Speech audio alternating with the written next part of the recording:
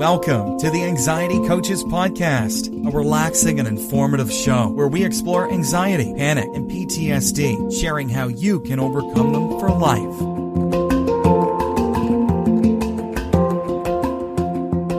Aloha! Welcome back to the Anxiety Coaches Podcast. I'm your host and coach, Gina Ryan, and I am so happy to be with you again today as together we can consider the many ways to bring your mind and body back to its natural peace and calm. In today's episode, I'm talking to you about 7 easy practices that you can use to quiet your anxiety. We want to come at this from any angle that will help, and everybody's different. So hopefully there will be some tips in here out of these 7 practices that will really help you to quiet your anxiety. So let's get started right in. Let's just jump right into how we can quiet the anxiety. There's always so much going on. And like I said, we're all different, so we come at this from different angles. And let's see if 1, 2, 3, 4, or 5 of these 7 practices can help you. The first one that I have listed out here today is to keep your gratitude journal. Many people haven't started this yet, and I'm surprised because it's kind of easy. You can do it anywhere. You can do it on your phone. You could do it in a paper journal. You could actually read it into your phone recorder and keep it that way. Keep a running journal of that, of your gratitudes. Might be kind of cool to listen back to it instead of reading them back. But the point is not even to go back to them, but to actually get them down on paper. There's so much that we are able to do to our brain when we are actually being aware of our gratitude. So it's about being aware of it and putting it down on paper. Write down at least 3 things. I always say 3 to 5, but at least get started with 3 things that you're grateful for every single day. You could do this first thing in the morning. You could do it at your lunch break, right before you go to bed, or any time during the day that's convenient for you. When you're writing in your journal, avoid overcomplicating it. And by that I mean just write down anything and everything that you are grateful for. You don't have to come up with reasons for it or explanations. Just jot them down. The goal with the gratitude journal is to develop the habit of noticing things that you can be grateful for. You want to constantly notice the good things in your life, even if those things seem relatively small and insignificant. The point of this being that what you are doing is forcing your brain to continue to look for things that you are grateful for. When we spend all of our time in fear or what ifs and impending doom, what we are doing is giving our mind permission to go look for more of those things, because that's where we're putting our awareness and our concentration. So why don't you try training your mind to go looking for gratitudes instead of dark clouds? The second one I jotted down is to recite gratitude affirmations.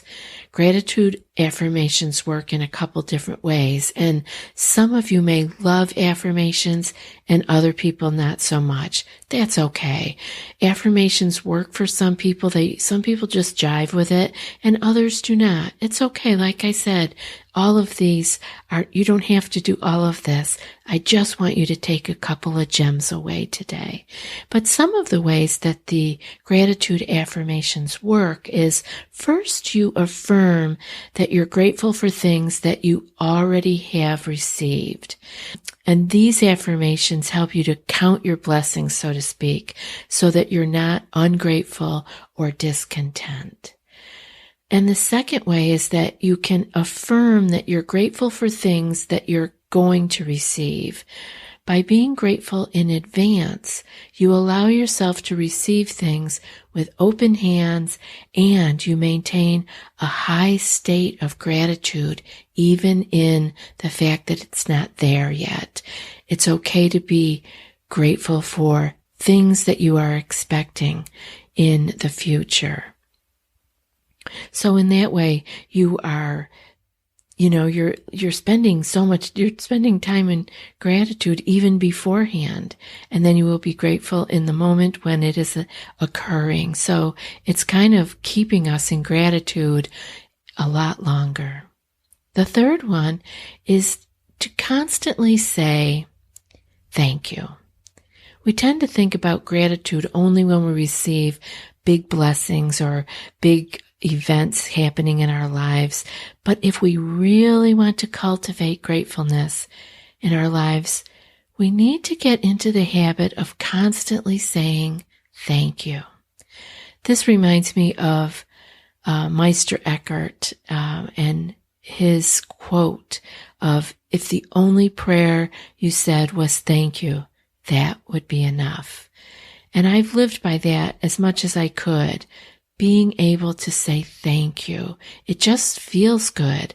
It feels good to have that gratitude for the things that are coming into our lives. And that goes along with our gratitude journals, right? We could write these things down. Often we don't even remember. But as we take a moment to think about what's happening in the moment and take the moment to pause and say thank you, we're actually putting our attention there. And that can really help to keep us in the direction that we want to go, which is towards peace, calm, and happiness, and not having to be upset about everything.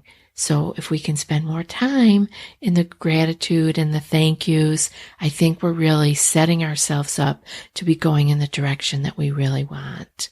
Anytime that you receive something good, no matter how tiny it is, make an effort to say thank you. You can say it to someone, you can say it to yourself, you can say it to the universe, God, in your prayers, whatever works for you. But this will help you to be constantly grateful. Now let's get back to our easy practices to quiet your anxiety. The fourth one that I have listed is to always find reasons to be grateful. So what we're doing here is to always be searching for that silver lining.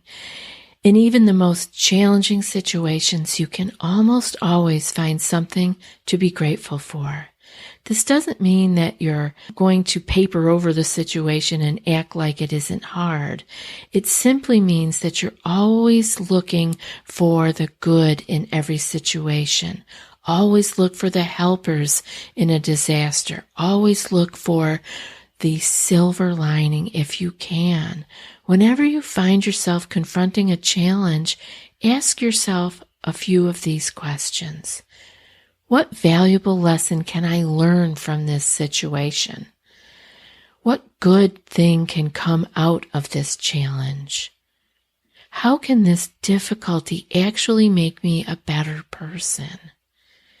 In 5 years, how will I look back on this situation? Once you've identified something good, be thankful for it. Give thanks that it's making you a better, stronger, more compassionate, more thoughtful, more resilient person. You can really do that. This is a shift in attitude. Okay, and the fifth one I have is to develop an abundance mindset. Now, an abundance mindset is where we believe that we live in an abundant universe and that there is more than enough for everyone. What this does is it takes us out of the lack mentality, which is a stressful thought, and it can keep us in the adrenaline fear loop. These small ways of thinking can really make a big difference. Actually, the scarcity mindset believes that there's not enough to go around, and that is like being hungry. It's like starving. It's a stress on your mind and your body. The more you develop an abundance mindset, the more you'll be able to cultivate gratitude. You don't have to worry about having enough. You don't have to fear running out. You can simply receive all that the universe wants to give you with gratefulness. And this changes our mind into thinking more like enough becomes as good as a feast when we are grateful for it. And the sixth one I have is live in the moment. Let's be present. Be present. Living in the moment means being aware of each moment every day and expressing gratitude for everything that comes your way. Remember that in each moment, everything is exactly as it should be. And why do I say that? Because that's how it is. How could it be otherwise? How could it not be that it is happening so we can say that it is exactly as it should be? And we can express gratitude during those moments. There's always something in there to be grateful for. Don't think about what you would rather be doing or rather have or how it, quote, should be. Think about how it is and find the gem in there. Don't think about what you would rather be doing or where you would rather be. Rather fill each moment with gratitude. Be grateful for even that moment. That is living in the moment and savoring it. And the seventh and last one I have for you is to actually regularly write thank you notes. In addition to saying thank you for everything that you receive, get in the habit of writing thank you notes. We all think to do that when we receive a gift. We write a thank you note, but here's some other reasons that you could actually put pen to paper and write a thank you note. How about to people who have inspired you? How about those who have taught you? How about friends that have helped you through tough times, even if it was a long time ago? How about close friends who you simply love? That's a great reason to put pen to paper and say thank you. I hope 1 or 2 or 7 of these have been helpful for you. We really can make this mind shift, and in that we get to quiet our anxiety because we aren't living in lack and fear and woulda, coulda, shouldas and feeling like the what ifs are going to all happen at once, doom and gloom. When we can come out of that by pointing ourselves in the direction of gratitude. And now for today's quote. Cultivate the habit of being grateful for every good thing that comes to you, and to give thanks continuously. And because all things have contributed to your advancement, you should include all things in your gratitude. And that's from Ralph Waldo Emerson. I'll be back in a few more days with another podcast. Until then, be well and aloha. Thanks so much for joining us for today's episode of the Anxiety Coaches Podcast. Find more information at theanxietycoachespodcast.com.